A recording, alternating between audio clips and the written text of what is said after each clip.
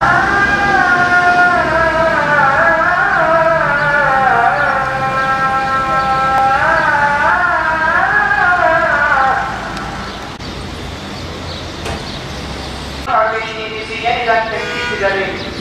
Zorlukları beraber aşmanın çarelerini arayalım. Birliğimize ve dirliğimize kasteden, birbirimize olan güvenimizi, sevgimizi, inancımızı daima diri tut ya Rabbi.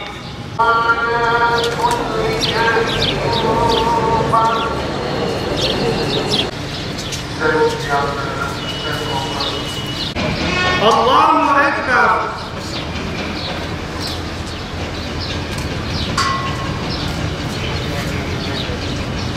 Allahu Ekber.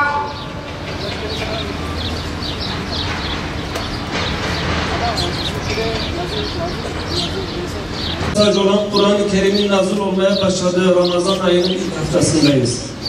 Allah salatımızı, nusukumuzu, oruç ve infaklarımızı kabul buyursun ve hayırlı amellerimizi bereketlendirsin.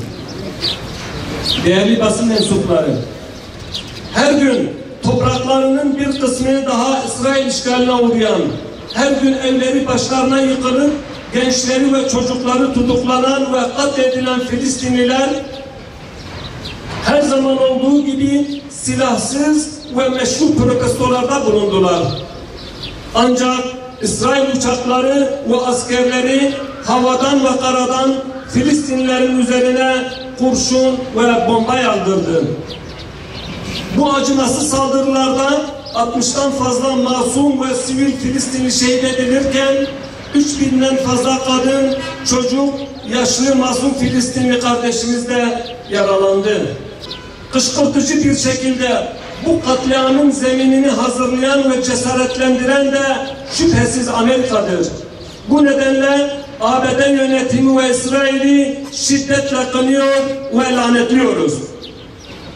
Değerli basın mensupları, kıymetli kardeşlerim, Filistinli kardeşlerimiz büyük bir sabır, azim ve fedakarlık içinde kendi topraklarını, kendi özgürlüklerini, kendi geleceklerini savunmakla kalmıyor, tüm Müslümanların ortak haremi olan Kudüs'ü ve kutsalı olan Mescid-i Aksa'yı da korumaya çalışıyorlar.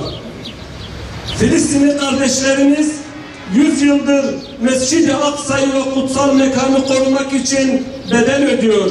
Evleri tahrip ediliyor. Çocukları yerde sürüklenerek can veriyor ve İsrail zindanlarında dünyanın en vahşi işkencelerine maruz kalıyorlar. İsrail her gün zulmünü artırmakta, masum çocukları katletmekte, Filistinlilerin ev ve arazilerini işgal ederek vicdan, hukuk ve insanlık suçu işlemektedir. Buna dur diyecek bir Selahaddin olmayacak mı? Olsun İsrail! Tekbir! Allahu Ekber!